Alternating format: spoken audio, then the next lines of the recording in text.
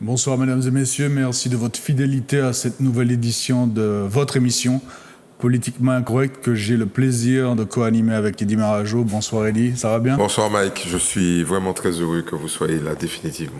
Définitivement un mot important. Alors mesdames et messieurs, ce soir nous recevons un homme qui observe et qui analyse les mouvements, les pulsations, voire les convulsions de notre société. Vous aurez deviné qu'il s'agit d'un sociologue, Louis-Félix Osier-Lafontaine. Bonsoir et merci d'avoir accepté notre invitation. Merci de me recevoir. Alors, j'ai tenté d'esquisser une vague définition de votre métier, mais si vous deviez le présenter à notre auditoire, voilà, c'est quoi un sociologue? Que fait-il? Il étudie les enjeux. Voilà, il étudie les enjeux, ou il contribue à étudier les enjeux de la société pour permettre une solution plus adéquate des problèmes qui sont liés à ces enjeux. Mm-hmm. Alors ça peut être des problèmes liés à la dimension sociale, économique, culturelle, etc. Voilà. Et est-ce que c'est un travail qui est plus, sensible et conséquent à certaines périodes qu'à d'autres, Écoutez, compte tenu de mon âge, vous devinez... Vraiment à peine. C'est une conviction que j'ai depuis de très longues années, de longues décennies, que c'est une discipline absolument indispensable aux Antilles, en Martinique singulièrement. Alors, monsieur Osier-Lafontaine, on va entrer dans le vif du sujet. Il y a un vidéoclip d'un artiste que les Martiniquais connaissent bien, qui s'appelle Kalash. Et ce vidéoclip suscite là, depuis quelques jours, depuis qu'il a été rendu public, des réactions très contrastées, de l'indignation à l'adhésion, mais aussi à une certaine indifférence. Alors, est-ce que vous avez vu ce vidéoclip et qu'en avez-vous pensé? Qu'est-ce que le sociologue en a pensé? Bien évidemment, je l'ai vu parce que je l'ai reçu. Mm-hmm. Et donc, écoutez, d'abord, la sociologie ne juge pas. Bon, si vous interrogez le citoyen Louis-Félix Lafontaine, peut-être même qu'il aurait eu une réponse un peu différente. Je ne juge pas, mais enfin, en tout cas, vous avez là, dans ce clip, un condensé d'une des évolutions prévisibles de notre société et une des évolutions, nous dirons, inquiétantes. Mm-hmm. Et bien, alors, au-delà des liens qu'on peut faire avec, des liens manifestes qu'on peut faire avec tout ce qui se passe en Martinique, je crois vraiment que nous avons, nous avons affaire en Martinique à des manifestations qui sont typiques des sociétés qui, lorsqu'elles vont tellement mal, qu'elles s'expriment par des formes d'irrationalité considérable. Mm-hmm. Et je crois que là, nous avons une irrationalité qui est considérable. Alors, irrationalité est d'autant plus forte que ce que nous avons vu s'est déroulé sur un mode, on va dire, du point de vue légal contestable. Mm-hmm. Bon, tout le monde le sait, tout le monde l'a dit, avec tous les ingrédients, etc.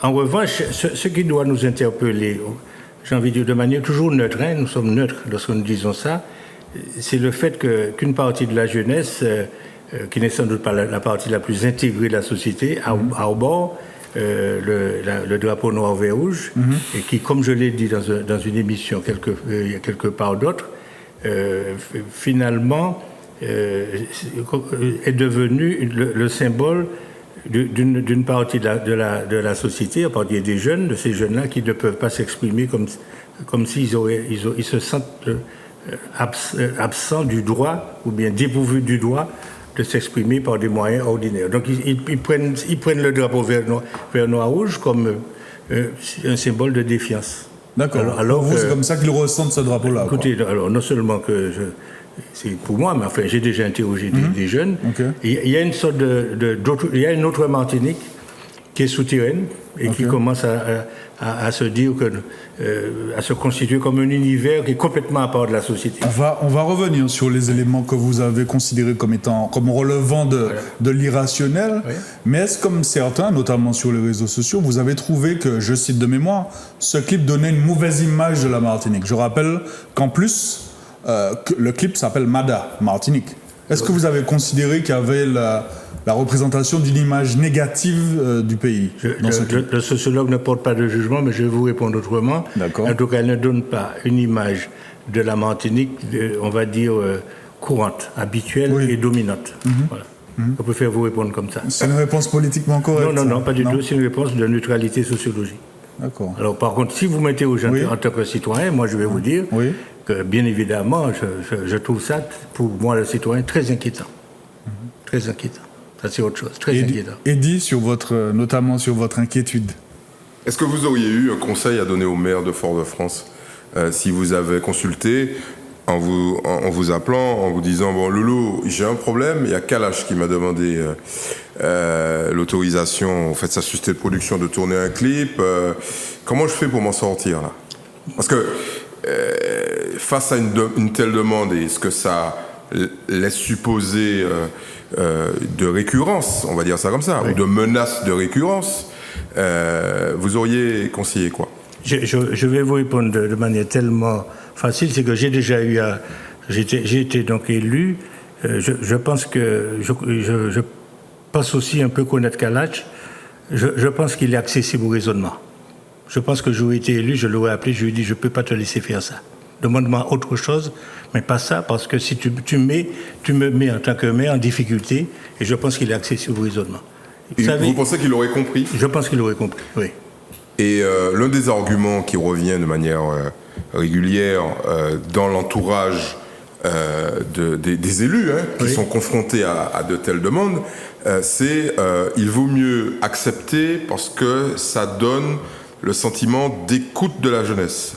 Et vous n'êtes pas forcément d'accord avec ça? Je ne suis pas forcément d'accord avec ça. Je pense... Alors, par contre, le maire de Fort-de-France dit quelque chose qui est, à mon avis, très vrai. Il ne faut pas arrêter de dialoguer avec les jeunes, quels qu'ils soient.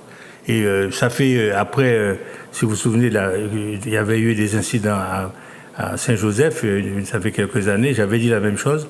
Il faut maintenir le dialogue, un dialogue ferme, mais il faut le maintenir et il faut négocier. Et le plus souvent, on peut arriver, moi j'ai déjà eu à traiter ça lorsque j'étais donc élu dans ma commune, on a toujours trouvé un arrangement, c'est-à-dire une transaction qui est possible, sauf cas très rare.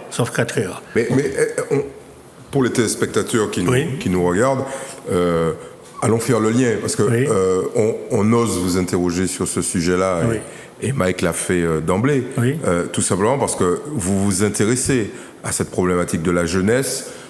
Vous avez dit qui est en train de créer une société totalement à part, souterraine, en tout cas certainement pas intégrée, peut-être parallèle, on n'en sait rien.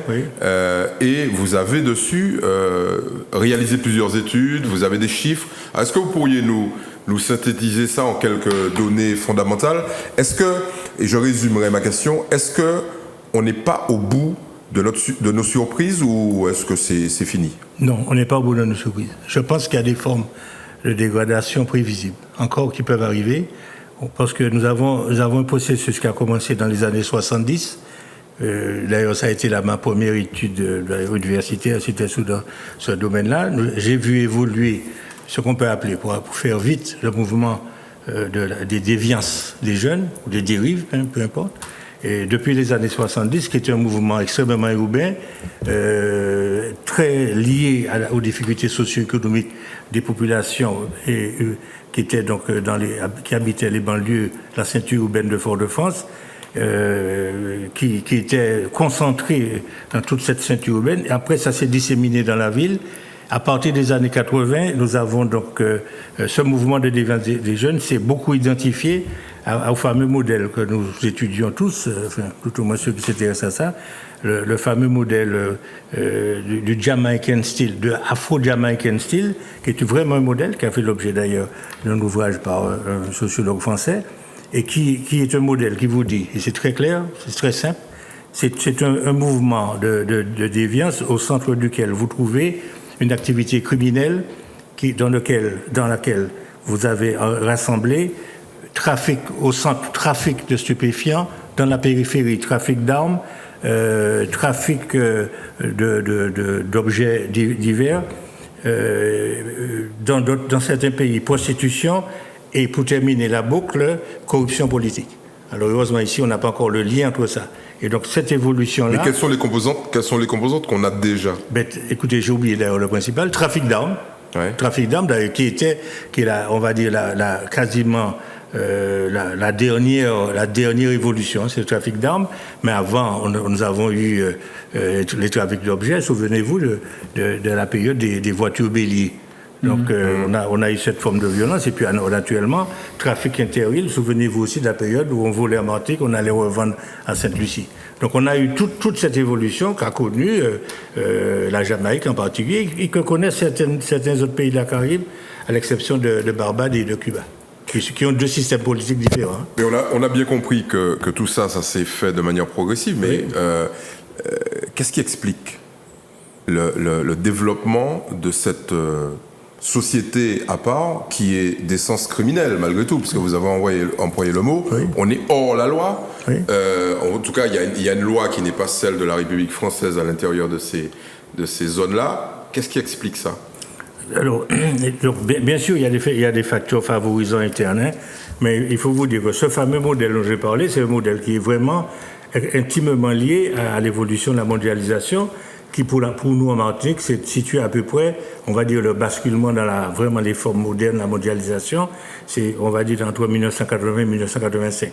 Ces phénomènes de mondialisation, ce sont on va dire, des logiques qui toutes viennent perturber la jeunesse la plus vulnérable dans tous les pays de la Caraïbe et singulièrement pour nous. Or, ça, à la différence, M. Marajou, cette différence, elle est extrêmement importante. La mondialisation implique, que ce soit dans le domaine économique, social, psychosocial, implique toujours le renforcement des ressources locales. C'est-à-dire, pour ces jeunes-là, il aurait fallu, ce que d'ailleurs je n'ai pas arrêté de dire depuis des années, et je vais vous dire ce que j'en pense, il aurait fallu, donc, en extrascolaire, prendre en charge les enfants et renforcer leur sociabilité. Barbade a fait ça, Cuba a fait ça, d'autres pays de la Caraïbe le font. Et dans certaines villes françaises, on commence à le faire, en extrascolaire, renforcer de manière systématique sur un modèle qui doit être, à partir d'un modèle qui doit être mis en œuvre, M. Marajou et M. Eras, dans 5 domaines. C'est très clair, 5 domaines sont défaillants. Lorsqu'on étudie les populations, on les trouve, mais, que ce soit les psychologues, tous les travailleurs sociaux, peu ou prou, bien évidemment. Il y en a qui ne sont pas peut-être aussi rationnels dans les explorations, mais ils le vivent. Ce sont des jeunes qui ont des problèmes d'abord de santé. N'oubliez jamais ça, de santé. Deuxièmement, des problèmes d'autonomie individuelle.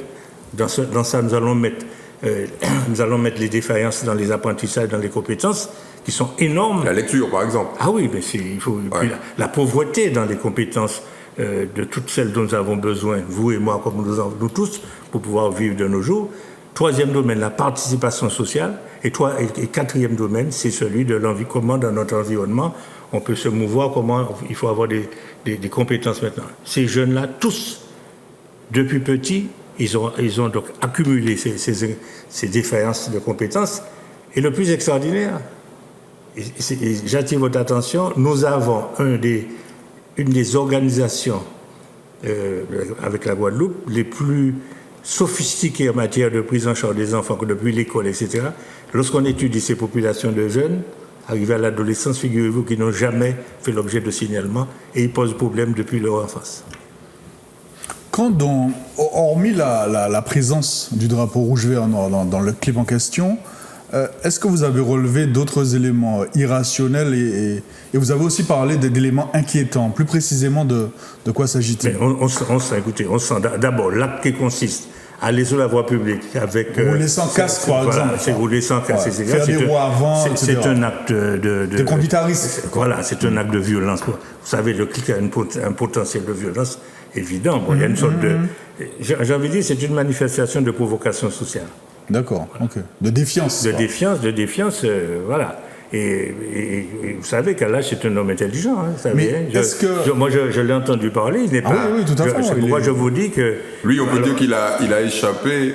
Il est dans le système. Oui, il a bénéficié du système. Mais il revient aux Antilles, pour faire solidarité avec les anciens, comme font beaucoup d'ailleurs. Je vous signale que c'est une attitude que des vedettes du football font aussi. Ils reviennent de leur cité pour faire, j'ai envie de dire, acte d'allégeance solidaire avec les anciens. Mais est-ce que c'est pas le contraire aussi? Parce que l'acte d'allégeance, c'est ceux qui sont restés qui font acte d'allégeance à Kalash en lui remettant les chaînes, des choses comme ça. Oui. Qu'est-ce que vous avez pensé de ça? Moi écoutez, bon, naturellement, il y a aussi une mise en scène. Il y a une mise en scène, mais qui veut dire quoi? Nous sommes un univers. Alors, nous sommes un pays. Non, peut-être pas, mais nous sommes. Nous existons. Je vais vous dire le terme exact, à mon avis. Ouais. Nous sommes les représentants d'une communauté. Okay. Je préfère ce terme de communauté. Il y a là quelque chose. De communautarisme. Il y a là d'une communauté que j'appelle une sorte de communautarisme insulaire. Mais alors, on a beaucoup parlé, notamment sur les réseaux sociaux ou à la radio, au niveau des réactions, des images, et uniquement des images, essentiellement des images, mais il y a un texte. Et quand dans ce texte, Kalash, bon, évidemment, je ne l'ai pas mémorisé par cœur et je ne l'ai pas appris par cœur, mais quand dans ce texte, par exemple, Kalash fait mention d'inégalité, je le cite de mémoire, d'inégalité de l'enfance, de l'envie qui, je crois, est le pire des vices, d'instabilité familiale, que ces gars, ces copains ont faim depuis... faim au sens, vous avez compris, métaphorique, etc., ont faim depuis toujours. Est-ce que vous trouvez une contradiction entre le texte, qui s'appuie sur des réalités sociales et peut-être sociologiques pour le coup? Est-ce que vous trouvez des contradictions entre ce texte-là et les images qui sont mises en valeur dans le vidéoclip? Mais enfin, moi, je les avais pas, ces textes, c'est ce qu'on appelle cet argumentaire. Mais vous m'auriez posé la question, je les aurais devinés, je vous aurais sorti comme ça. Okay. Parce que les jeunes qui sont dans les rues, les jeunes, ce qu'on appelle les jeunes en déshérence dans les rues, c'est le même discours. Okay. Et qui n'est pas d'ailleurs... Alors, je vous rappelle pour les auditeurs que lorsque j'explique, je ne justifie pas. D'accord. La sociologie explique, mais ne justifie pas le citoyen. Mais c'est un argumentaire qui n'est pas sans fondement lorsqu'on regarde la trajectoire des jeunes. Lorsqu'on regarde leur trajectoire, ils sont bien évidemment défavorisés. Bon, là s'arrête, si vous voulez, la sociologie. C'est pour ne pas prêter à confusion. Mais ceci étant dit, vous savez, je vais vous dire, je n'ai pas été choqué. D'accord. J'ai pas été choqué. Ni le citoyen, ni le sociologue. Je me dis, mais on va voir des choses comme ça, on va voir peut-être encore pire. Mais est-ce que ce clip-là, et on va peut-être clore aussi sur le clip et passer à autre chose, est-ce que ce clip-là, ce qui lui a été reproché, peut-être inconsciemment par un certain nombre de personnes, c'est d'avoir exposé, d'avoir mis au grand jour certaines réalités du pays, que pourtant on voit, j'ai envie de dire presque tous les jours, les types qu'on voit dans le clip de Kalash, qui ont parfois cet aspect, parfois pas très engageant, etc., on en a tous croisés, parfois on les croise au quotidien, mais on a l'impression qu'on reproche à Kalash de les avoir mis en lumière, quoi, finalement, de les avoir exposés. Je ne suis pas choqué, c'est parce que comme il m'arrive de parler avec ces jeunes-là, j'ai déjà entendu ça très, très souvent. Alors, je vous souligne au passage que le fait d'être choqué, que l'opinion soit choquée, c'est le même registre que lorsqu'il y a un meurtre, on s'habille en blanc et puis on va défiler. Justement, vous faites vous-même la transition vous-même. Voilà, ce sont des rituels qui vont un peu se plaindre de la dimension sacrificielle de la société, c'est-à-dire on sacrifie nos jeunes, on laisse faire, et puis après on va défiler. Moi, chaque fois que rituels inutiles, quoi, en fait. Ça sert surtout à ceux qui défilent. Ça sert à les apaiser. Ça participe de leur deuil, peut-être. C'est pas du tout la société. Pardon, c'est pas ceux qui commettent des délits, qui sont victimes ou bien auteurs, qui sont concernés. C'est ceux qui défilent, qui sont apaisés. J'ai envie de dire, c'est presque l'effet d'une prière. Ça apaise, quoi. Mais ça ne règle aucun problème. Alors, on a reçu récemment sur ce plateau même quelqu'un que vous connaissez sans doute, Louis Berthet, qui est un fonctionnaire de police. Bien connu. Qui ne le connaît pas maintenant. Et qui est même un acteur involontaire du vidéoclip en question. On entend sa voix à la fin, au début du clip de Kalash. Est-ce que vous partagez ce constat fait par Louis Berthet que l'irruption du trafic de drogue et ses conséquences financières a vraiment changé la donne et créé un bouleversement dans les pratiques de délinquance en Martinique? Il y a un avant et un après du poids dans tous les sens du terme de ce trafic de drogue en Martinique. Ça fait 30 ans que nous tous on dit la même chose. D'accord. Le trafic de drogue est une économie qui a bouleversé à la fois l'économie des sociétés, puis à la fois aussi les modes de vie. À la marge, oui, mais ça, vous savez, enfin, je ne veux pas être déplaisant, mais c'est une vérité de la palisse, quoi. Et justement, vous disiez le système dont le modèle est un modèle jamaïcain, mais qui lui-même... Excusez-moi, par respect pour la Jamaïque, qui est lui-même un modèle importé des banlieues américaines. Des États-Unis, j'allais le dire. Donc on est dans un modèle capitaliste, occidental, ok, qui nourrit à la fois la société marginalisée que vous avez décrite. On est dans des sociétés inégalitaires. D'ailleurs, Kalash le dit dans ses lyrics, parce que je les ai là sous les yeux, d'inégalité, en fait, de perte de chance, etc., qui concernent essentiellement des gens qui sont d'extraction modeste et qui vivent dans des situations sociales difficiles. Mais qui nourrit surtout le reste de la société. Parce que les gens qui fument du crack, de la marijuana ou qui sniffent de la cocaïne, c'est pas tous des primo-délinquants ou des gens socialement affaiblis. Ce sont majoritairement des gens qui sont dans le système. Vous dites, on n'est pas là pour porter de jugement, mais une société dont l'essentiel des consommateurs de drogue se trouve intégré au système, ça dit quoi de cette société ? Le matin, le type, il arrive au boulot, j'ai pas envie de discriminer qui que ce soit, mais il est dans son entreprise ou dans son administration, et puis le soir, il est sur son balcon, il fume un joint, quoi. Et de plus en plus de gens sont concernés. Je vais vous proposer une clé, et puis après, je vais arriver à un point de vue qui n'est pas idéologique. La mondialisation et la modernité, c'est 3 logiques qui entraînent les populations partout, sur toute la planète, parce que son moteur est un moteur de l'économie libérale. 1, c'est le consumérisme. Il ne faut jamais oublier, c'est-à-dire on cherche à consommer à tout prix. Le deuxièmement, M. Marajo, qui est lié au consumérisme, ce qu'on appelle l'hédonisme, c'est de la recherche à tout prix du plaisir. Troisièmement, en fait, c'est la récompense, quoi. Voilà, c'est c'est avoir du. Troisièmement, c'est le présenter, c'est-à-dire plus on en a, plus on affiche des grosses motos, des grosses voitures, plus on en a. Ces 3 clés-là font que toutes les sociétés du monde les reçoivent, ils reçoivent ces mouvements qui entraînent les sociétés, à charge pour chaque société de s'armer pour que ça n'arrive pas, d'où le vecteur d'une éducation des enfants, des jeunes. Vous savez, un grand anthropologue comme Morin vient de dire que maintenant que finalement, après tout revient à se dire qu'il faut éduquer les gens. Il faut éduquer. Justement, vous avez présenté, me semble-t-il, tout à l'heure, Cuba et Barbade comme 2 sortes d'exceptions dans la Caraïbe. À une certaine porosité, de certaines dérives. Qu'est-ce qu'ils ont fait, eux ?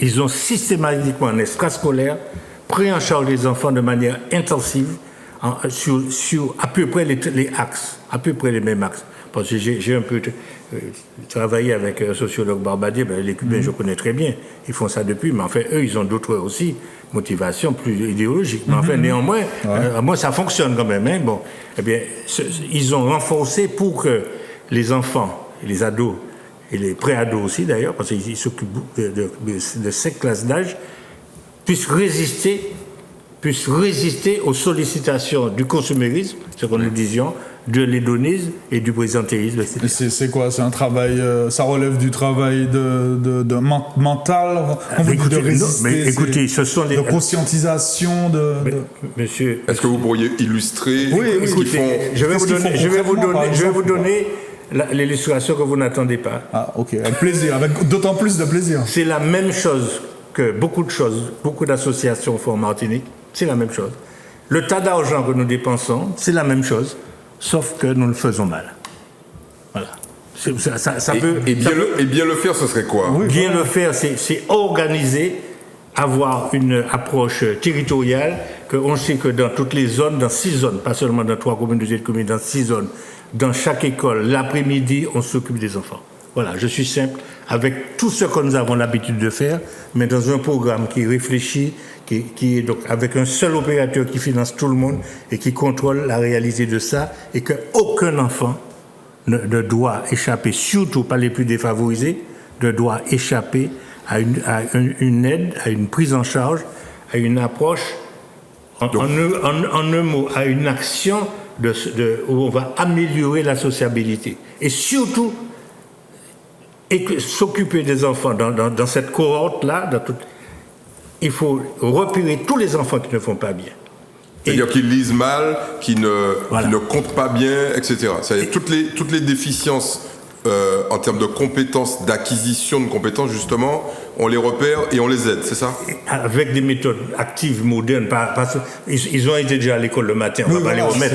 Avec des activités, tout ce que je viens de dire, mais avec des activités, ce qu'on appelle les enseignants, appelait avant les méthodes actives. Et ça n'existe pas ou plus en Martinique? Ça existe, mais c'est fait de manière désordonnée. Okay. Et nous avons tout, écoutez-moi bien, je suis persuadé que ce que je viens de dire là, qui peut paraître, comment dirais-je, onéreux, je suis sûr d'une chose, je suis persuadé que si vous mettez les financements CTM, CAF, Direction de la jeunesse, je suis persuadé que nous avons suffisamment de moyens et de compétences pour le faire. Parce que moi, je côtoie ceux qui le font dans la Caraïbe, ils ne sont pas meilleurs que nous, c'est pas vrai. Et ils n'ont pas plus d'argent? Non, ils ont moins d'argent.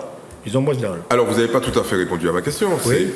D'accord, ok, il y a les fameux 3 axes, là. Oui, 4 axes. Non, je parle du consumérisme, etc. Mais la drogue, ça sert à quoi? Dans tout ça, ça sert à oublier qu'on n'est pas bon? Voilà, vous avez déjà répondu. Et puis, attention, la drogue aussi, au-delà de la réponse, n'oubliez pas non plus que la drogue, c'est une sollicitation. Lorsqu'on vous dit l'envie, ils ont faim. L'envie, ce qu'on appelle l'envie en psychanalyse, l'envie, c'est un désir effréné. Et donc en fait, la drogue satisferait une partie des envies. Enfin, vous n'avez pas suffisamment de blé pour vous acheter une Mercedes, mais au moins vous avez du blé pour fumer un joint, c'est ça? Exactement. Bon, et puis je me sens pas bien. Au lieu d'affronter mes problèmes, je fuis dans l'utilisation de produits toxiques qui me donnent l'illusion que je vais bien. Voilà. C'est pas. Mais n'oubliez pas que la drogue, c'est pas seulement, si vous voulez, une attente passive d'un sujet qui consomme, c'est aussi une sollicitation. Et derrière la sollicitation, il y a une entreprise qui vend. Bien sûr, voilà. Tout ça a été récupéré. On a envie de vous demander de nous parler de l'étude que vous avez réalisée, parmi les très nombreuses études que vous avez faites, sur ces fameux jeunes qui sont je vais caricaturer forcément, dans les abribus. Parce que à la lecture et à l'écoute de vos commentaires sur cette étude, on est angoissé. Et là, c'est un euphémisme, parce que vous dites, il y en a entre 15 000 et 17 000, la majorité d'entre eux sont armés et pourraient profiter d'une espèce de circonstance laxiste des forces de l'ordre, par exemple le jour où il y a un tremblement de terre, le jour où il y a des émeutes, pour rentrer dans le système au sens fort du terme. C'est pas un peu catastrophiste comme vision? Mais ça, c'est vous qui avez dit. Mais vous n'êtes pas loin de la réalité. Mais c'est ce que vous laissez sous-entendre. C'est ce que je sous-entends. Alors, je vais d'abord vous rassurer. Oui. C'est que par effet de la démographie... Ils sont moins nombreux. Voilà. Oui, mais bon... C'est très important. Oui. Ils étaient... la dernière fois où Manuel Valls s'était passé, je crois qu'il était Premier ministre, il avait dit 12 000 à 15 000. Bon, enfin, je pense qu'il était un petit peu dans l'excès. Je pense entre 10 et 12 000. Bon. Ouais. La Guadeloupe était à 14 000 à ce moment-là. Hein. Bon. Donc ce nombre a visiblement, vous passez, il y en a moins. D'abord parce que... Louis-Félix, vous passez dans les trucs, vous les comptez sous les... Comment vous faites? Je peux vous dire que j'ai l'œil. Vous circulez dans toute la Martinique. Non, je peux vous dire que, écoutez, lorsque je vais quelque part, je regarde. Ouais. Comme nous tous. Ouais, mais enfin, je regarde avec beaucoup plus d'attention pour voir un peu aussi les rituels qui sont nouveaux, comment ils font de manière... Bon, en plus, j'ai parmi eux des jeunes que je connais. Hein. Ouais. J'en ai été quelques-uns dans le temps en prison et qui sont maintenant au travail. Donc, je suis très souvent heureux de savoir... Bon, enfin, ils ont des copains dedans. Bon, donc, j'ai un peu l'œil, quoi. Bon. J'ai pas beaucoup de mérite, hein, parce que pendant des années, j'ai fait ça. Bon. Donc, en fait, c'est ce que j'appelle les jeunes en déshérence. Bon. Ouais. Alors, je vous ai déjà donné la moitié du profil, hein. C'est-à-dire pas de compétences, etc., des jeunes avec un très fort sentiment d'inutilité sociale et qui ont, pour la plupart, une rage. Bon. Mais, M. Marajo, je vais actualiser ce que je viens de vous dire. Bon. Le premier élément d'actualité, c'est la baisse numérique de ces jeunes. En revanche, il y a une durcification. Est-ce que vous m'avez bien entendu? C'est-à-dire c'est devenu plus dur. Moins nombreux, mais plus radicaux. Plus radicaux. Parce que ça fait maintenant près de 30 ans que cette culture de la déshérence est là. Elle est alimentée, enfin, ces groupes, sont alimentés environ de 5 à 10 jeunes par année qui sortent des écoles sans rien.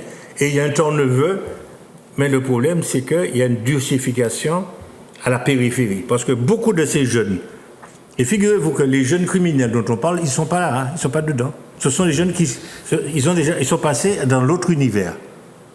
Ceux qui sont pour les rues, c'est une petite main-d'œuvre gentille, hein, j'ai envie de dire, à la limite. Hein. Ceux qui sortent de là, et c'est ce nombre qui sont un peu plus durs dans leur pratique et dans leur aussi mental que nous ne voyons pas, qu'on trouve dans des maisons. Vous avez entendu les dire des événements, et que même des jeunes qui sont près des rues refusent refusent ce circuit-là, restent là où ils sont. Mais je n'arrête pas d'alerter, c'est que ces jeunes qui sont près des rues, ils sont encore disponibles, au moins à 60% pour faire quelque chose de bon. C'est pourquoi je milite pour qu'on leur fasse une offre. Quand ils disparaissent de la rue, c'est mort. Quoi. Quand ils sont plus sous l'abribus, c'est inquiétant. Ou alors ils sont partis en France. Ils sont partis en France. Vous savez, il y en a beaucoup qui partent sans rien du tout, ils partent. Ou alors certains sont incarcérés parfois. Alors oui, ils sont c'est marginal ça. Oui, mais enfin c'est marginal. Il y en a qui meurent. Oui, il y en a qui il y en a pas beaucoup qui meurent. Ouais. Il vaut mieux quand même. Enfin, ce que je veux vous dire, c'est que je pense que l'élément le plus important, parce que parler de ce phénomène comme ça donne l'impression d'une approche hyper négative. Je voudrais quand même dire deux choses. D'abord, il faut s'en occuper. Il ne faut pas lâcher. Il faut essayer. Il faut aller vers eux. Il faut aller vers eux. Il faut faire des propositions. Il y a des communes qui font ça. Vous savez, les maires. Il y a beaucoup de maires qui ont intégré. Citez-nous des exemples. Alors, moi, je ne vais pas citer d'exemples parce que ça va. Moi, écoutez, du temps où j'étais arrivé à Pilote, le nombre de jeunes qu'on a intégrés, lorsque, je ne sais pas, alors, il y a un grand magasin dont j'ai tiré le nom qui s'est ouvert à Rivière-Pilote. Je lui ai dit, vous ouvrez à Rivière-Pilote, mais à condition, je lui ai fait un chantage. Il a intégré des jeunes dans ce grand magasin. Je veux dire qu'il ne faut pas lâcher cet effort. Bon, alors, il y a des maires qui le font. Il y a beaucoup de maires qui le font. Et bon, alors.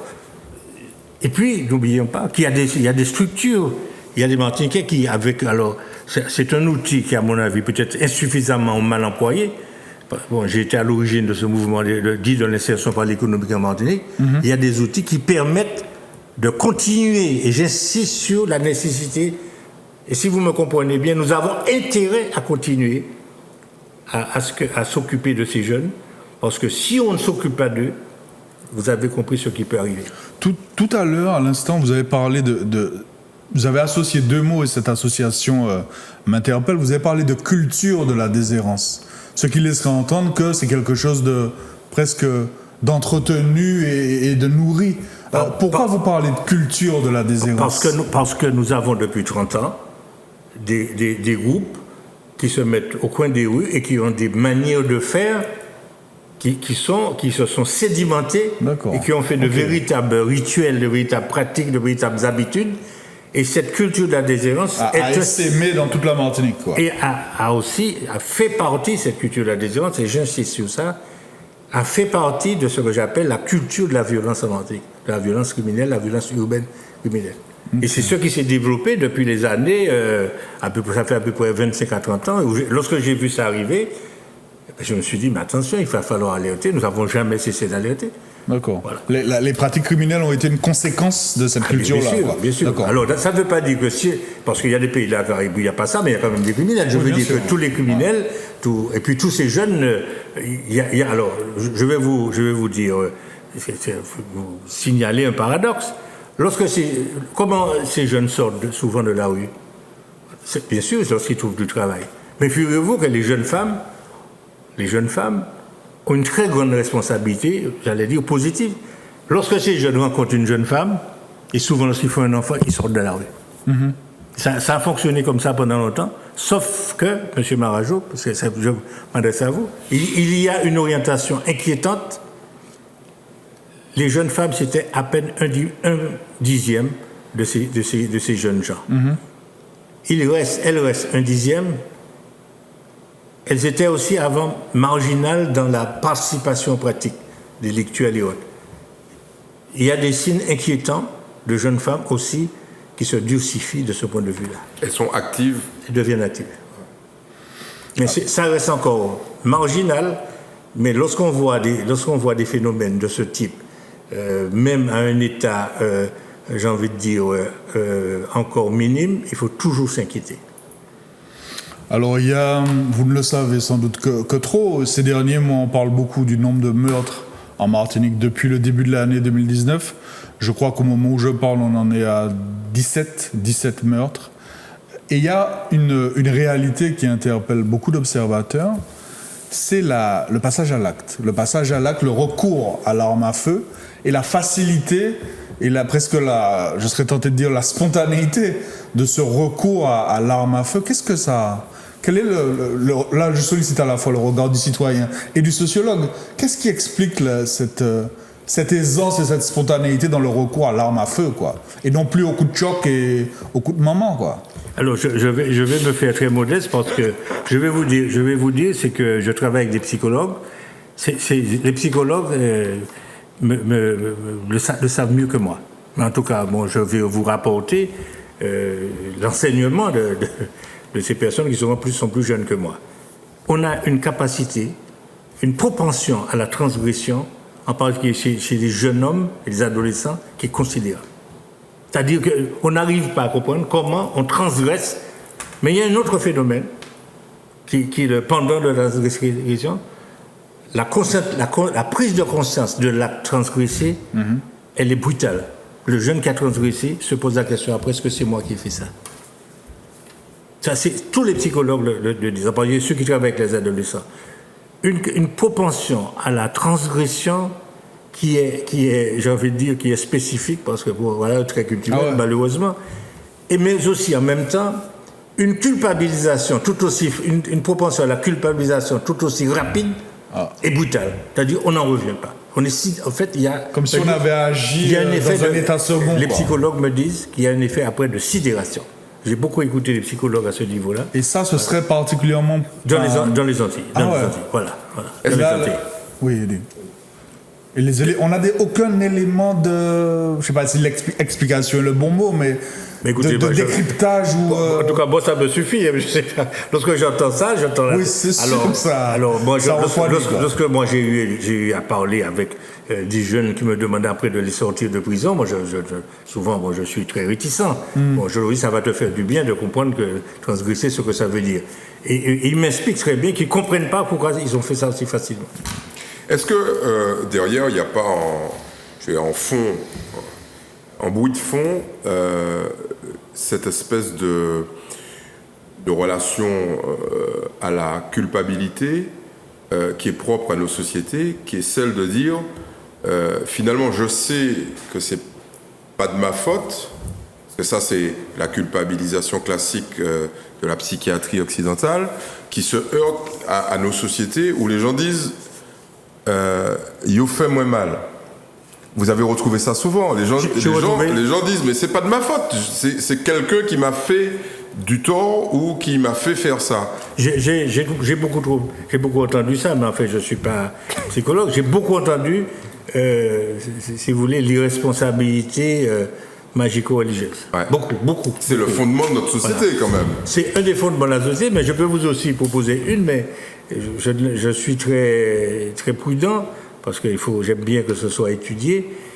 Il y a, ça n'a jamais été étudié, il y a chez des jeunes, chez nous, j'avais dit chez nous, parce que nous aussi nous étions comme ça d'ailleurs, nous avons une très grande difficulté à l'incorporation de la loi. C'est lié à quoi ça? Chez les jeunes notamment? Non, je dis ça parce que après, ça, on mûrit, puis on devient plus sage que moi. Maintenant, il n'y a pas. Bon, enfin, je veux dire... Politiquement correct. Vous êtes devenu politiquement correct. Je ne dirais pas ça comme ça parce que je suis toujours extrêmement indigné par ce que je vois dans l'évolution de notre société, y compris sur le plan que vous signalez. Mais enfin, sur le plan on devient vite, hein, d'ailleurs, on incorpore vite la loi, mais jeune, et surtout maintenant. Alors, pourquoi maintenant? Parce que les sollicitations sur les 3 mouvements de la mondialisation que je vous ai donné tout à l'heure, les 3 clés, ces sollicitations sont plus nombreuses. Donc, le passage, l'envie de la transgression est de plus en plus fort. Et là, on en revient à la société de consommation, la publicité, le consumérisme effréné, etc. Chez des jeunes qui n'ont pas été éduqués à la frustration, alors si vous voulez une bonne observation, mettez-vous près d'une caisse de supermarché, puis vous allez voir les parents réagir lorsque leur enfant qui passe à la caisse leur dit je veux telle chose. Alors il y a des parents qui mollissent tout de suite, puis il y a des parents qui mollissent pas. Et c'est ça l'éducation à la frustration, c'est ça, savoir dire non. Donc, c'est une image, c'est savoir dire. Et le dire. Savoir dire. Ouais. Alors pour illustrer la question que je vous posais il y a quelques minutes, nous avons réalisé une étude, vous savez, de temps en temps on en fait quelques-unes, et on demandait aux Martiniquais s'ils étaient familiers à la notion de folie. C'est une étude qu'on avait réalisée pour l'hôpital de Colson à l'époque, et la majorité des Martiniquais disaient oui, je sais ce que c'est que la folie, et on leur demandait si c'était une maladie, et la majorité d'entre eux disaient non, c'est pas une maladie, et on leur laissait la réponse en libre réponse, en spontané. Ils nous disaient c'est un sort. Ben oui, c'est une étude qu'il faut me passer parce que mais écoutez, c'est pas une maladie, c'est un sort. C'est-à-dire que c'est comme si on avait fait le mal à quelqu'un. Et souvent les jeunes, pour éviter la responsabilisation, évoquent le fait qu'ils savent pas ce qui s'est passé, mais probablement qu'on leur a fait faire l'acte. Alors, Monsieur Marajo, je vais un peu vous choquer. Écoutez. Moi, c'est que c'est encore possible. Oui, je pense. Moi-même, je le suis de temps en temps toujours, malgré tout ce que je vois. Dites-moi, lorsque vous étudiez les organisations de manière générale, y compris les entreprises, ce que j'appelle les institutions, au sens large du terme, vous savez, une entreprise, c'est une institution, enfin, lorsque les lieux de travail, vous êtes extrêmement... Bon, on peut être très étonné, ces milieux de rationalité qui vous sont chers, parce que, bon, c'est que l'économie vous intéresse beaucoup. L'entreprise, c'est un milieu de rationalité. L'administration, c'est un milieu. L'omniprésence d'un déterminant qui structure les relations avec les individus, la croyance magico-religieuse. Ouais. La pratique des magiques, y compris chez des personnes. Alors, je vais être politiquement correct. Ah non, comme vous avez dit tout à l'heure, y compris chez des gens de haut niveau dans la hiérarchie. Vous savez, je n'ai pas dit cadre. Hein? Ouais. C'est-à-dire, le magico-religieux reste un déterminant dans les relations. Mais pourquoi? Pour quelle raison? Mais écoutez, comment vous... C'est quand même pas dans les gènes. Non, c'est pas les gènes. Nous avons. Mais écoutez, méfiez-vous de l'Occident, de l'Europe, tout ça. Les gens aussi ont des croyances. Oui, on le sait. C'est parce que l'histoire de la Martinique est marquée. Et bien sûr, est née dans la violence, quoi. Et est marquée par beaucoup de violence au pluriel. Et puis par une omniprésence aussi de cet nombre de croyances, oui. Et c'est d'ailleurs. Ça, c'est alors dans la Caraïbe aussi, vous trouvez beaucoup ça. Ouais. Même dans des sociétés où il y a soi-disant, enfin pas soi-disant, qui sont d'origine marxiste, etc. Où vous êtes dans une entreprise à Cuba, les gens, vous interrogez des amis à moi qui sont sociologues, je leur dis comment tu expliques que les relations sont de telle façon. Là, ils ont des relations beaucoup plus apaisées avec les cadres, par exemple, d'Espagne ou bien des pays, des sociétés qui investissent chez eux. Et alors, ils me disent, ah oui, mais enfin, il y a quand même Django quand même qui est là, Django, il y a Obatala, il y a Otchoum. Toutes les divinités, toutes les divinités, etc. Bon, donc c'est pour vous dire que l'explication magico-religieuse ne se trouve pas seulement chez les jeunes. Et je vous laisse, avant qu'on passe à autre chose, ne pas oublier qu'un effort que nous devons faire aussi de socialisation et d'amélioration au sein de la prison. Oui. Je pense qu'il faut s'occuper des jeunes qui sont en prison. C'est-à-dire à ce niveau-là. Parce que, vous savez, lorsque je vous dis ça, ce n'est pas de sentimentalisme. Je suis dans une stratégie d'intérêt. Nous n'avons pas intérêt, personne n'a intérêt à ce que des jeunes qui sortent de prison, parce qu'il faut sanctionner, oui, il faut qu'ils purgent une peine, ressortent plus mauvais qu'ils étaient. Mais vous lisez dans mes pensées presque, décidément. Oui, parce que est-ce que la prison, comme on l'entend, est l'école du vice? Ben écoutez, la prison, dans le modèle français, c'est encore ça, malgré les efforts, parce qu'il y a quand même en prison des choses qui sont faites ici déjà, mais je trouve qu'il faut en faire plus. Parce que d'abord, je trouve aussi que les gardiens de prison, on les met dans une situation à risque. Hein. On a des exemples. Je trouve que les fonctionnaires de pénitentiaires sont dans une situation de risque parce qu'on les expose à des jeunes qui ne sont pas, dont la partie psychosociale n'est pas prise en compte. J'insiste en vue de leur retour en société parce qu'ils vont revenir en société. Il ne faut pas oublier ça. Autrement dit, c'est une stratégie d'intérêt sur laquelle j'insiste. Il faut qu'on s'occupe mieux que ça des jeunes qui sont en prison, des jeunes adultes, pour ne pas faire ce que vous avez dit, c'est-à-dire que la prison ne fonctionne pas comme une incubation de la culture de la violence. Est-ce qu'il faut créer alors évidemment, je ne vais pas parler de solutions, mais des structures alternatives? À mon avis, il faut en plus, parfois on a souvent les outils déjà. Hein. Bon, avec l'insertion par l'économique, on peut faire beaucoup de choses. Bon, il y a déjà des essais. Vous savez qu'il y a beaucoup de structures d'insertion qui sont des lieux d'alternatives à la prison. Et je pense qu'il faut beaucoup insister. Parce que vous avez vu comment j'insiste sur le mot intérêt. Nous n'avons pas intérêt à laisser incuber une culture de la violence qui va nous dépasser. Il ne faut pas faire de sentiments pour dire qu'on est pour ou contre et que les gens qui sont en prison sont trop bien. Il ne faut pas qu'on tombe dans ce sentimentalisme qui va nous empêcher d'être lucides sur la nécessité d'une intervention, on va dire, publique forte pour éviter la récidive. Alors, je sais d'abord, Lady, qui a, je crois, envie de revenir avec vous sur certaines péripéties que vous avez vécues profondément l'année dernière. Louis-Félix Osier-Lafontaine, vous êtes aussi là pour nous raconter une histoire de la vie de tous les observateurs, et vous parlez d'irrationalité. Là, je crois qu'on est au cœur de vrais cauchemars. C'est l'histoire d'une institution qui est gérée par une association qui s'appelle la Sainte Famille, qui a été créée par un prêtre à l'époque, qui était l'abbé Morland.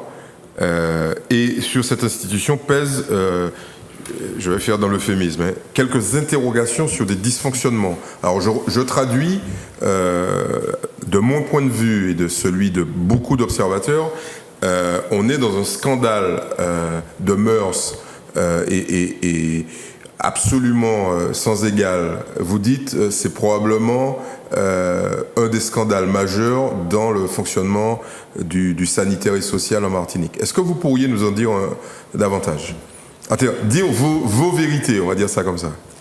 Alors, je vais essayer de vous dire une vérité objective. très objective. Alors, vous savez que depuis que l'an dernier, le 31 octobre l'an dernier, donc j'ai terminé une mission d'administration judiciaire, d'administration provisoire, excusez-moi.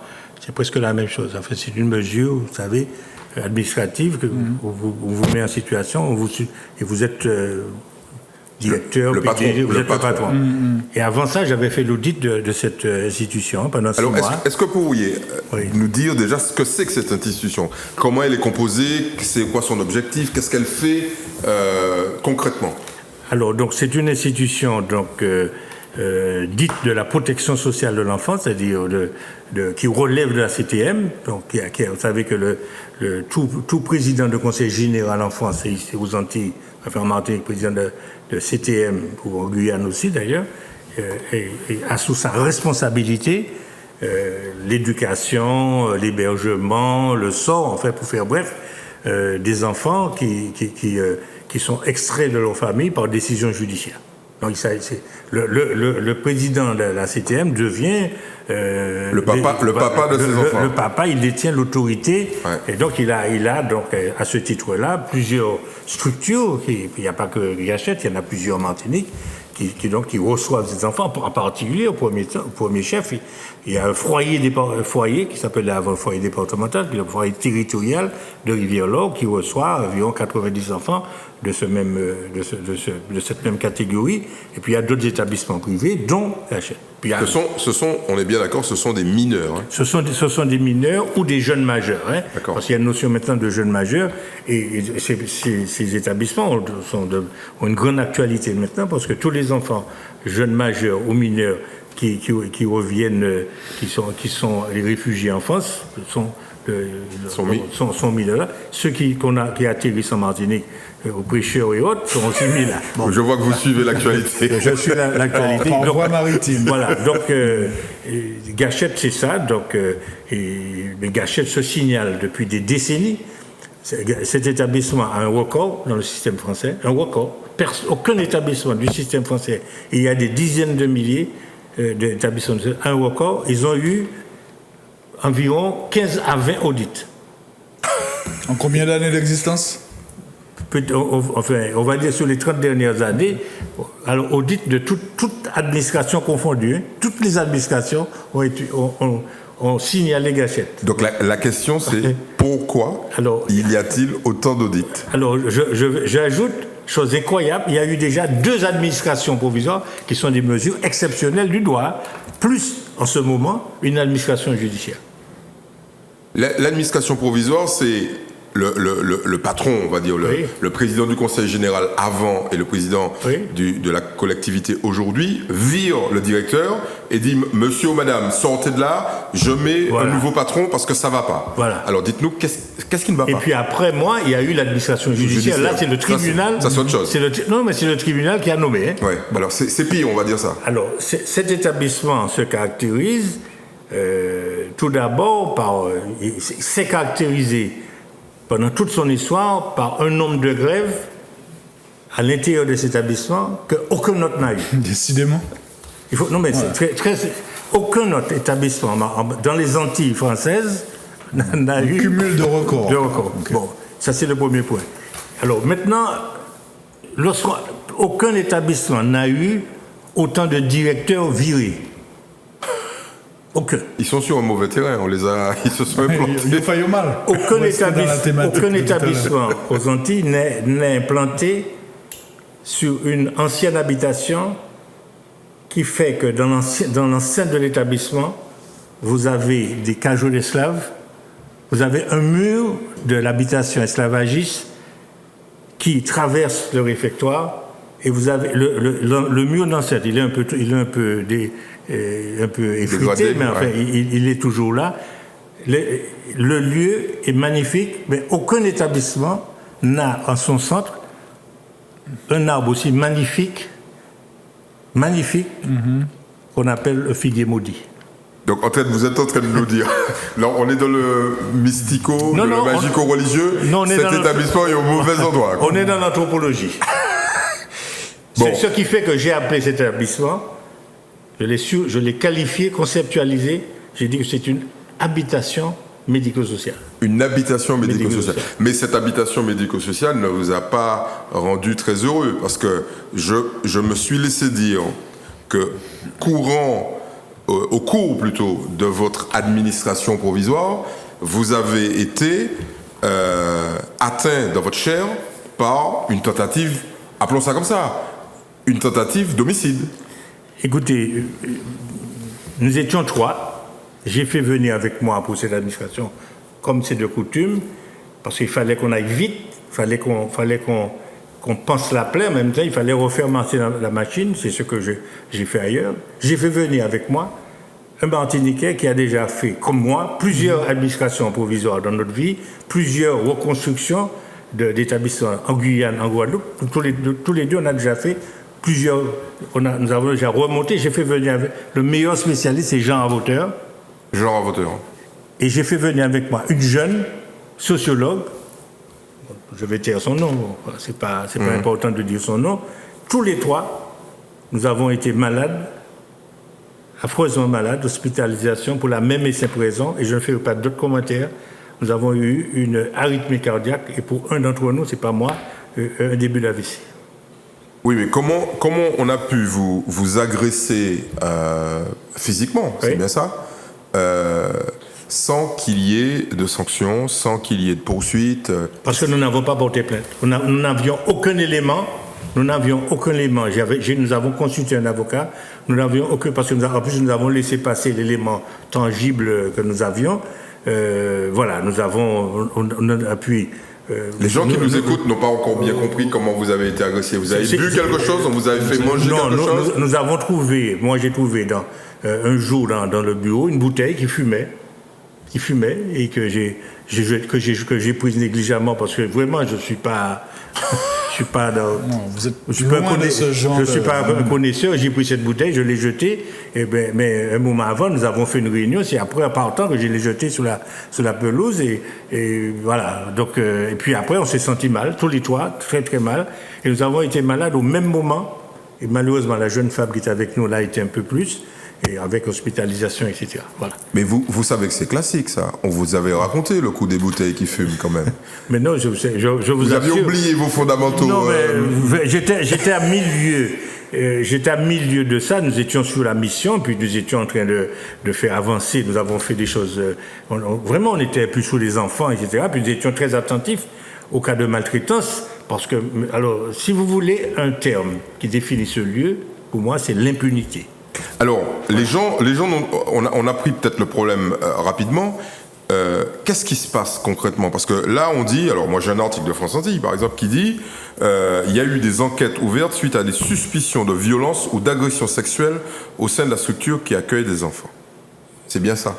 Écoutez, ce que je peux vous dire en tant qu'administrateur provisoire, il faut vous dire que depuis que je suis parti, si ce n'était pas vous, parce que lorsque vous avez dit sous les zones que mon intégrité physique, je vous avoue que j'ai reçu 10 appels téléphoniques que personne me demandait de mes nouvelles. L'émission de la semaine dernière. Voilà. Donc les gens m'ont appelé me disant qu'est-ce qui t'arrive, qu'est-ce qui t'est passé. Donc, là, ils ne sont pas peut-être plus rassurés.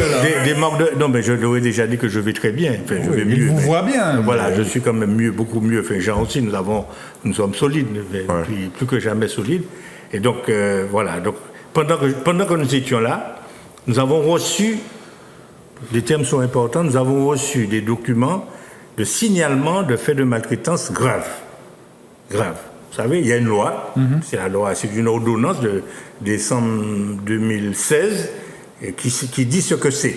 Et aussi qui dit ce qu'il faut faire. Ce qu'il faut faire, il faut immédiatement signaler à l'instance judiciaire.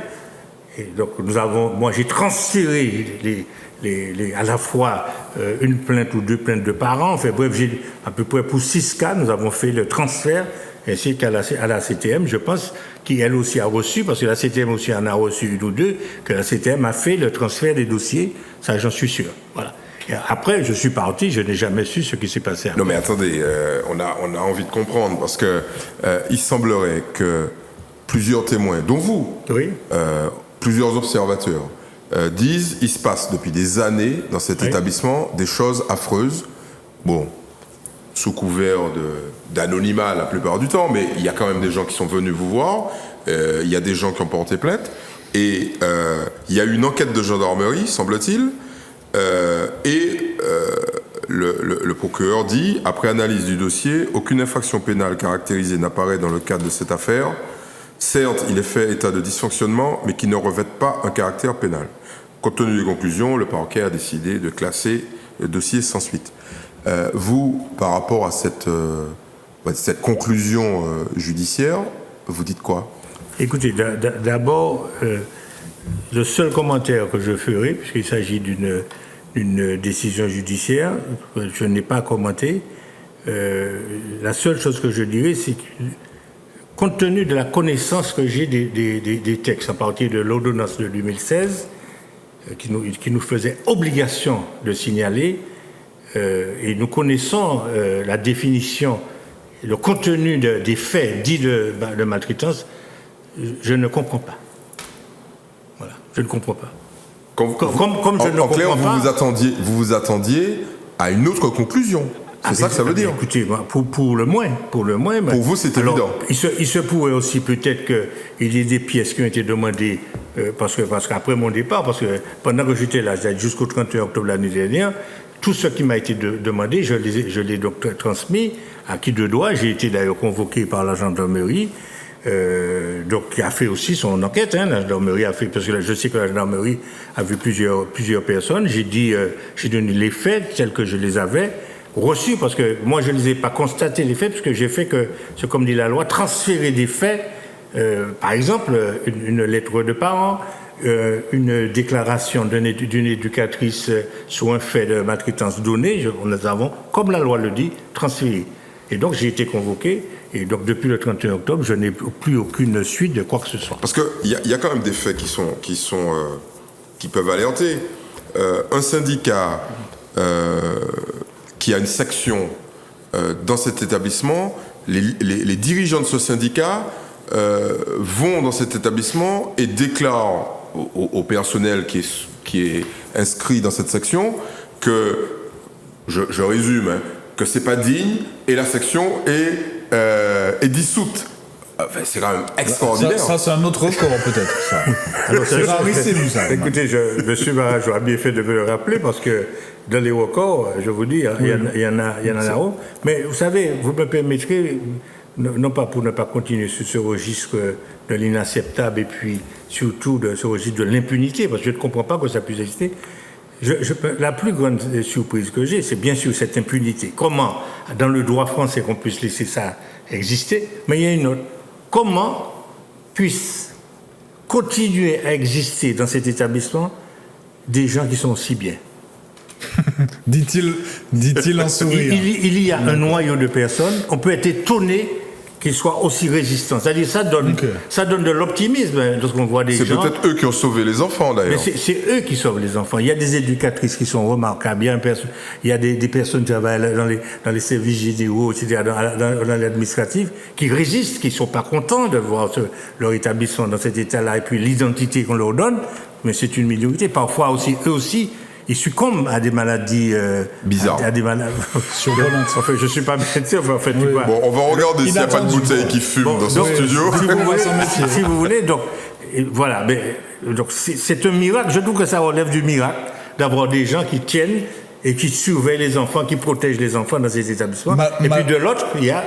Malgré ce qui vous est arrivé là-bas, est-ce que vous avez conservé des contacts ou des liens avec des membres du personnel, peut-être ceux-là même que vous décrivez à l'instant?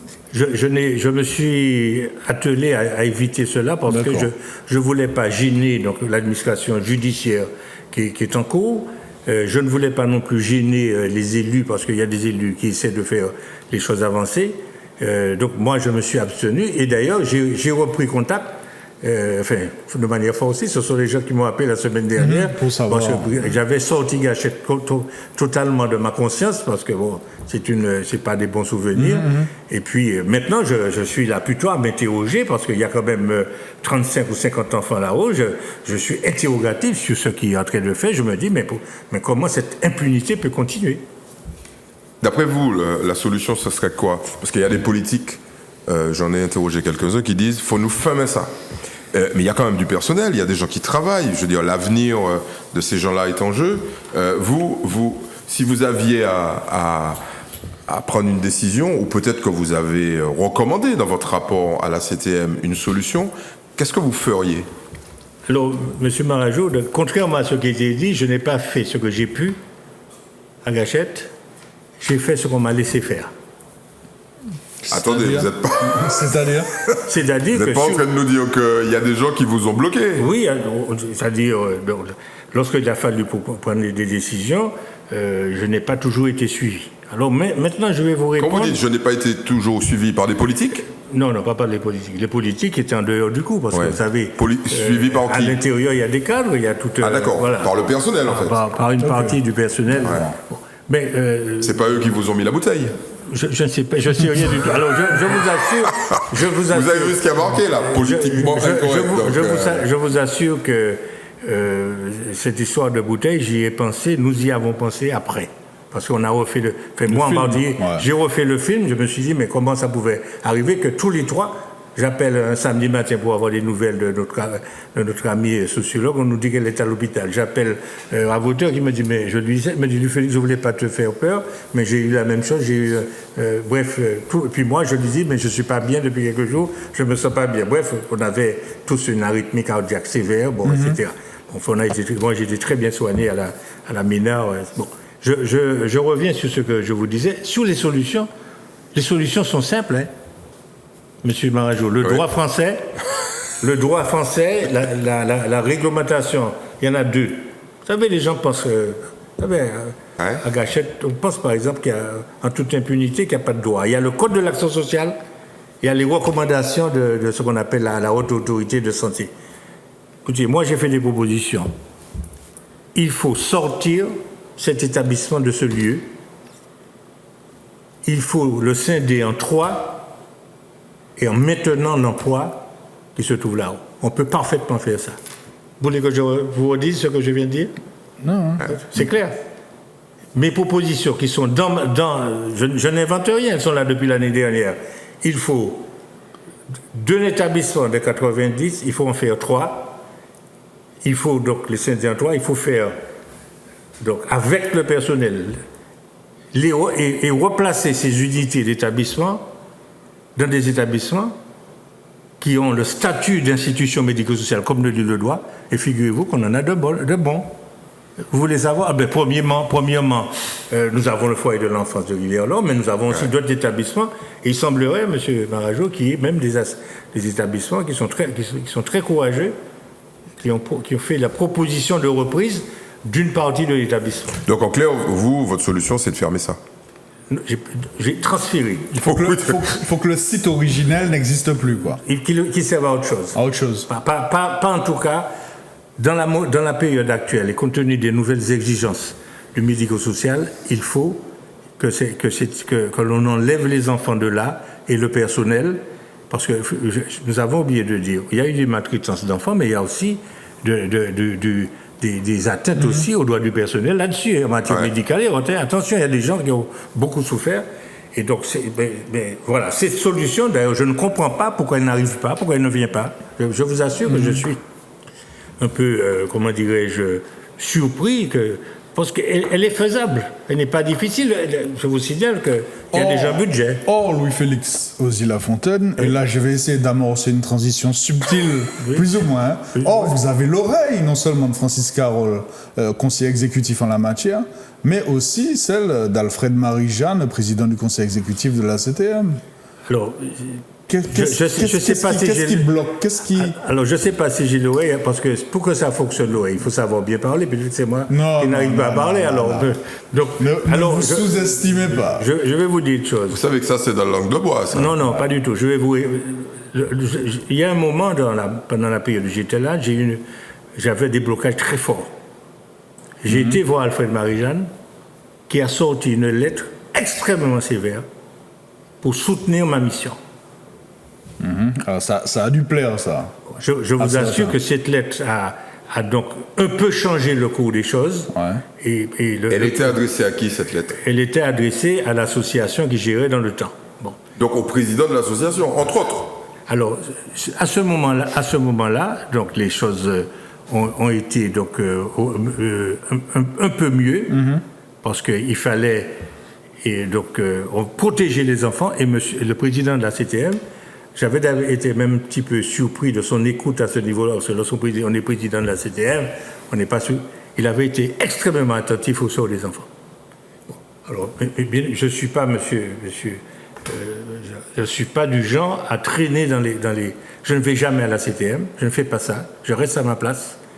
Et donc, je ne sollicite pas les élus pour rien, mais naturellement, j'attends toujours beaucoup, comme tous les Martiniquais.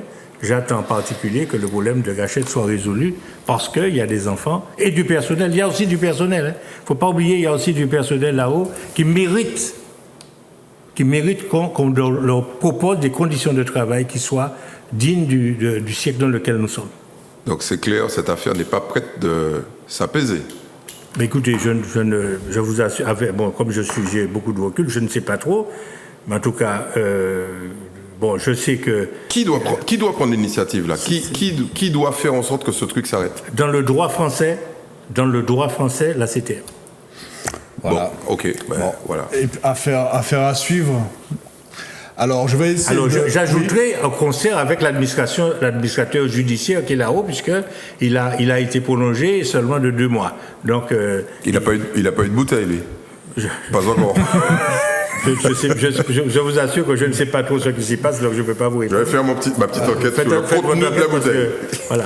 Alors, je vais essayer de poursuivre ma tentative de transition plus ou moins subtile.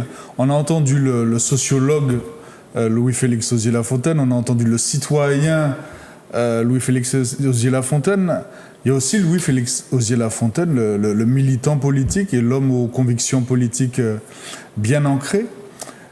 Quel est votre regard sur ce feuilleton qui dure déjà depuis déjà plus d'1 an au MIM, avec ce groupe qui s'appelle le groupe de réflexion des patriotes, qui a, comme vous le savez évidemment, enclenché une démarche, notamment devant la justice, et qui reproche à Alfred Marie-Jeanne un certain nombre de griefs, et parfois de manière extrêmement explicite, comme vous le savez également. Quel est votre regard de membre? Vous êtes membre du MIM, M. Osier-Lafontaine, ou vous l'avez été Monsieur Mar, je pourrais répondre. Ah, ben c'est intéressant ça. Monsieur Mar, vous allez nous expliquer pourquoi il pourrait. Je laisse. Je n'ai jamais été membre de quelque parti politique que ce soit. Jamais. D'accord. Bon. Et j'ai été donc très tôt. Même si la confusion règne. Vous savez, les Martiniquais mettent la confusion de la ruelle. Vous avez été sympathisant de alors, attendez, je vais vous répondre mieux que ça. J'ai une amitié et une affection personnelle profonde pour Alfred Marie-Jeanne, qui a été mon professeur à Rivière-Pilote et qui a donné à toute ma génération des cours de mathématiques gratuitement. D'accord. Et c'est ce qui m'a permis de passer en seconde, de poursuivre mes études après. Okay. J'ai une affection personnelle pour lui, et quel que soit, et je sais faire la part des choses. Bon, donc, comme j'ai un peu d'affection pour d'autres élus aussi, d'ailleurs, qui sont peut-être une affection moindre, mais d'autres élus, d'ailleurs, qui ne sont pas toujours tous du même bord, y compris à droite, d'ailleurs. J'ai des amis. Bon. Donc je ne peux pas vous répondre. Je ne vais pas vous répondre, parce que je ne suis pas militant du mieux. En revanche, si vous me posez la question en tant que sociologue sur quelque parti politique que ce soit, quelque parti, et en particulier sur celui-là que je connais, le sociologue peut avoir une opinion là-dessus. Ce que je considère que ce parti politique, comme bien d'autres, mais surtout ce parti politique, parce qu'il est significatif de la Martinique, au-delà des problèmes de personnes, est en train de vivre, à mon avis, davantage une scission qui est due aux contradictions idéologiques de notre société. Plus que d'abord ça. C'est pas un problème de personne. C'est-à-dire secondairement. Quelle contradiction? À mon avis, monsieur, c'est que comment dirais-je, le manque d'audience ou la perte d'audience de ce qu'on appelle l'indépendantisme en Martinique induit les partis qui avaient ce mot d'ordre à une crise. Si vous avez un mot d'ordre, monsieur, et puis que ce mot d'ordre a un manque d'audience, vous entrez en crise, d'autant plus que il y a dans l'échiquier politique une confusion de plus en plus grande, non pas sur le fond de l'indépendantisme, mais c'est sur le fond de l'autonomie. Donc vous êtes en train de nous dire que le fonds de commerce ayant disparu... j'ai pas dit disparu, il est en crise. Il est en crise. Le parti qui le porte ou qui le vend est lui-même secoué par des turbulences. C'est exactement la même chose que vous avez, par exemple, en France avec la droite ou ici avec la droite. La droite, il y a des partis de gauche dits autonomistes qui ne sont pas loin de la droite en Martinique. La preuve, c'est qu'il y a des alliances de partout. Donc, nécessairement, alors, ça cristallise des oppositions interpersonnelles qui sont pour le cas, mais j'ai envie de dire que c'était déterminé à être comme ça parce qu'il y a un problème de génération. Donc les arguments très précis invoqués l'année dernière par le groupe en question qui reproche sans doute toujours à Alfred, je cite de mémoire là encore, des décisions unilatérales dans le soutien qu'il a par exemple accordé à M. Duno aux législatives 2017 dans le centre, sur le fait invoqué également par ce groupe qu'il n'y ait pas eu d'Assemblée générale depuis un certain nombre d'années, sur le refus invoqué encore une fois par ce groupe, ce refus qui est attribué en tout cas à Alfred Marie-Jeanne de ne pas les avoir reçus malgré des demandes d'audience, disent-ils, répétées.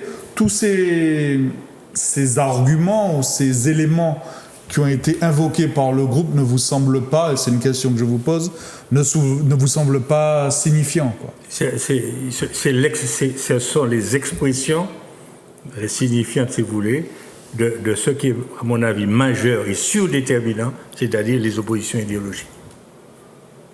D'accord. Moi, c'est très simple. Moi, alors, les hommes, quel que soit d'ailleurs le type d'institution, y compris religieuse, les hommes expriment de manière concrète dans des expériences du quotidien, ils ne font qu'exprimer des contradictions idéologiques qui sont surdéterminantes. À mon avis, il y a dans l'échiquier politique en Martinique maintenant, il y a une grande crise parce que l'idée d'indépendance est en crise, est fortement en crise. J'ai envie de vous dire, ces jours-ci, c'est mon cas, lorsque seulement vous parlez dans certains milieux, mais je suis parce que sans parler même d'indépendance, le seul fait, monsieur, c'est plus important que ce que nous venons de dire, hein, c'est plus important. Sauf pour les enfants. Hein. Ouais. Le seul fait d'évoquer dans une opinion que j'évoque toujours en tant que sociologue, de la nécessité d'antillaniser beaucoup plus par exemple, un certain nombre en particulier des politiques publiques ou des manières de faire, des méthodes. Le seul fait de dire, et c'est sur ça que je travaille, que le modèle de développement dans lequel nous sommes, et je regarde M. Marajo avec insistance pour lui dire, l'économisme dans lequel on enferme le modèle de développement n'est pas bon, qu'il faut qu'on pense à un modèle martiniquais. Ce seul fait, monsieur, souvent provoque chez mes interlocuteurs un rejet et parfois un ostracisme de ma personne qui m'interpelle. Toujours en 2019, parce que c'est quand même une vieille, une réaction quand même qui est datée, quoi, qui existe depuis de nombreuses années. Je vais vous dire les choses de manière un peu plus radicale et plus simple. Enfin. S'il vous plaît. Mais je n'ai fait que ça depuis le début. Ah bon? Je n'ai fait que ça. On vient de s'en apercevoir.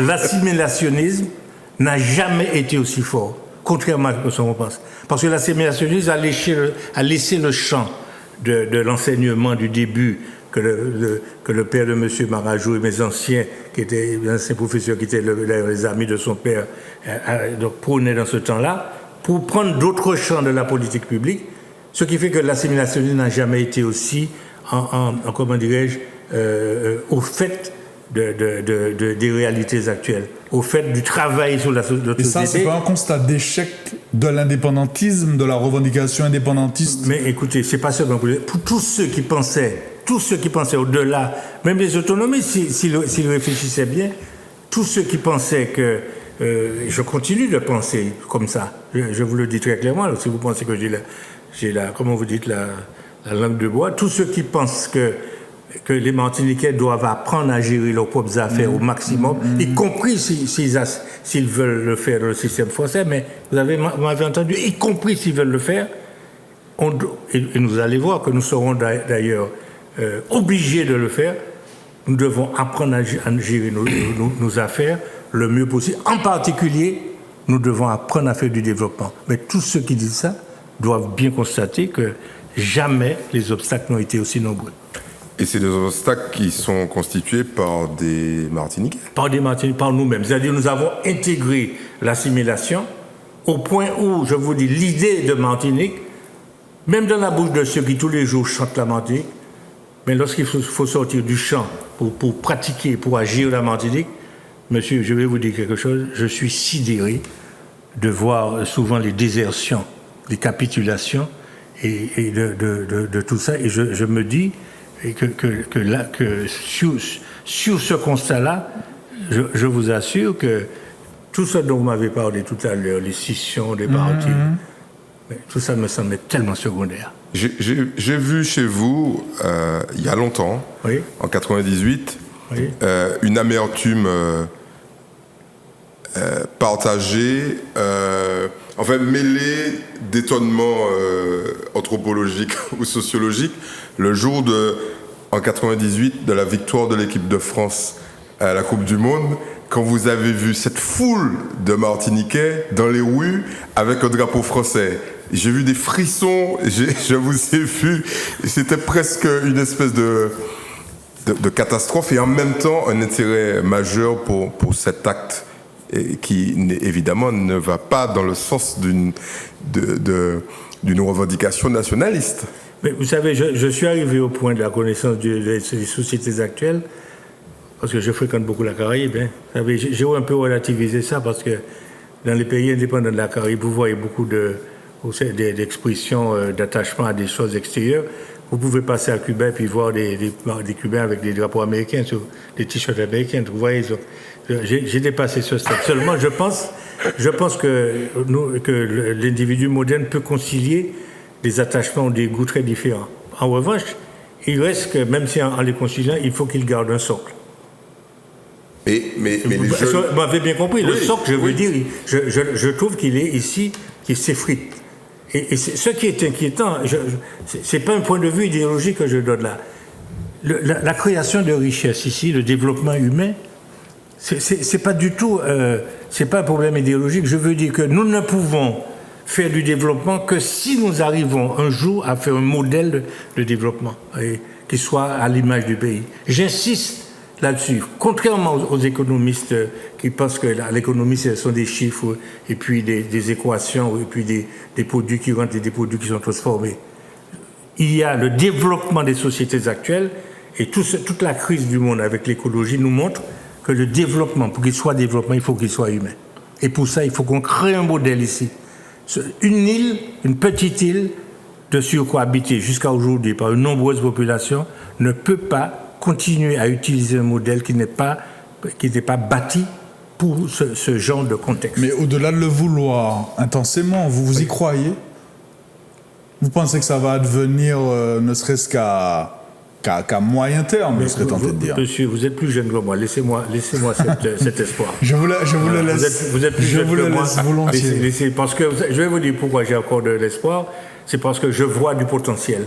Vous savez, j'ai un certain âge. Vous êtes au contact. Je suis toujours au contact profond avec notre jeunesse, profond avec des jeunes qui sont de différentes formes, des jeunes de bon niveau. Je vois un pays dans lequel il y a des gens de qualité. Seulement, il y a quelque chose dans nos esprits, dans notre mental, qui est ce fameux problème de l'impossibilité de penser le pays par nous-mêmes.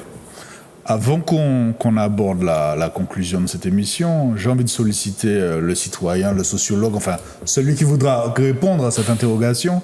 Est-ce que le fatalisme et la peur prennent de plus en plus de place et de poids en Martinique?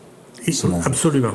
Mais je vais vous dire, peut-être en Martinique plus qu'ailleurs, parce qu'on est une petite société sans ressources et que les gens vivent le pays comme un milieu précaire, hein, beaucoup très précaire, c'est-à-dire avec des ressources qui sont là, qui peuvent ne pas être là. Mais c'est un trait de la modernité que les sociétés sont extrêmement habitées par l'insécurité, par la peur, etc. Mais il y a des sociétés plus petites, et la nôtre ne manque pas à l'appel, dans lesquelles, en effet, le sentiment de l'insécurité, de la peur et de la fatalité domine. Parce que quand vous évoquiez tout à l'heure les marches blanches qu'on fait en général après des meurtres, singulièrement de jeunes personnes, la faiblesse numéraire des mobilisations face aux grands sujets, chlordécone, etc., qualité de l'eau, pollution de nos eaux, la faiblesse de ces mobilisations-là, notamment dans les rues, par opposition, moi c'est un exemple que je prends souvent, oui. Si la mobilisation, la revendication concernant les vitres teintées avait mobilisé, disons, je caricature, 400 personnes il y a 2 ou 3 ans, pour le chlordécone et la pollution de nos eaux, ce sera 40 personnes, et en général toujours les mêmes. Cette faiblesse en nombre, qu'est-ce qu'elle dit de notre société, au-delà de ce qu'on évoquait à l'instant sur le fatalisme et la peur encore? La perte du sens commun, du sens collectif, la perte du politique, qui est une des maladies de notre siècle. Seulement, chaque fois que je vous dis des choses comme ça, avez-vous remarqué que j'énonce une réalité qui est, on va dire, assez mondialisée, mais je la traduis toujours par une interrogation et par une hypothèse, comment elle est dans notre pays. Cette dépolitisation fait beaucoup plus de mal dans les petites sociétés en général, dépolitisation, mais aussi, attention, démobilisation collective. Hein. Sauf si nous pensons que la dépolitisation, c'est la même chose, parce que au sens premier du terme politique, mais c'est une des maladies les plus terribles de nos sociétés. parce qu'on assimile trop vite la politique aux politiciens. Et là, je peux vous accorder le droit d'avoir de l'espoir ou vous voyez du potentiel là sur ces sujets-là? Écoutez, je crois profondément, parce que je suis né dedans, je crois profondément à la politique, mais sur ce plan-là, je ne vais pas éviter de répondre. Je suis de plus en plus déçu. Très bien. Vous connaissez probablement Aimé Charles Nicolas, qui est un psychiatre. Très bien. Qui dit qu'il vit en Martinique, après avoir exercé longtemps ailleurs, il dit « Je suis quand même dans une société malade ». Est-ce que vous partagez cette opinion? Parce que ce que vous nous avez décrit de Gâchette laisse quand même peu d'espoir d'une société sereine, vivante et généreuse. Non, j'ai dit qu'à Gâchette, il y a des gens bien. Voilà, oui, non, mais... Voilà. Comment dirais-je? On a parlé de décennies de dysfonctionnement, on est d'accord. La thèse de la société malade, vous savez qu'il y a eu avant Charles Nicolas un autre médecin qui avait écrit un livre qui s'appelle La Martinique est un asile.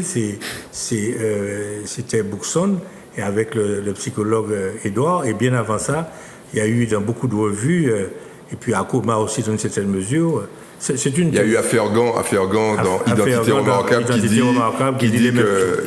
à peu près la même chose. Vous savez ce que dit Bastide, le plus grand des anthropologues, un des plus grands du monde, c'est que si la société est malade, si la société est malade et que tous les hommes sont malades, c'est que la maladie devient la norme, donc la société est saine. Et normale.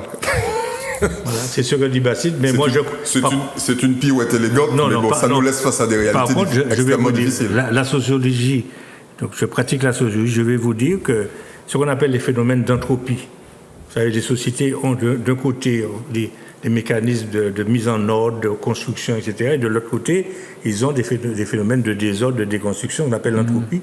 Je pense que si on fait la balance des deux, les phénomènes d'entropie, en ce moment, depuis quelques années, l'emportent en Martinique et que nous sommes dans une phase extrêmement difficile de désordre dans notre société, en un mot d'entropie. Il faut qu'on arrive à retrouver les mécanismes qui nous permettent de remettre de l'ordre de la construction de la société. C'est ce que j'appelle ce fameux développement à partir du développement humain.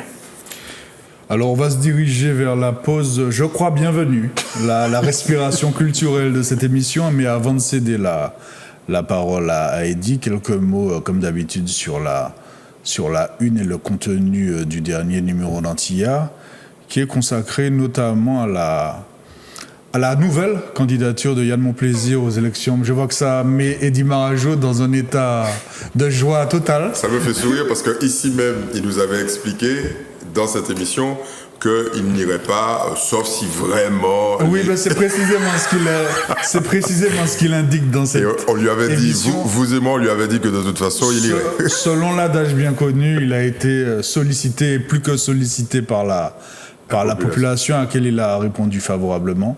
Donc Yann Monplaisir revient sur les circonstances de sa nouvelle candidature au municipal de Saint-Joseph et il décrit notamment, je le cite, des conditions, cette fois-ci, optimales, en tout cas, voilà, qui le place dans beaucoup d'optimisme quant à cette échéance électorale. Également quelques mots dans ce numéro sur une initiative qui a été adoptée en séance plénière de la CTM il y a quelques jours et qui a été présentée par le conseiller exécutif Francis Carole et qui concerne l'inclusion désormais de la Martinique dans un dispositif qui s'appelle Territoire zéro chômeur de longue durée et qui a présenté déjà c'est un dispositif récent qui date de 2 ans, qui a été décliné en France hexagonale et qui présente déjà des résultats intéressants dans certaines communes, notamment à Paris. Voilà. Tout ceci dans la dernière livraison d'Antilla.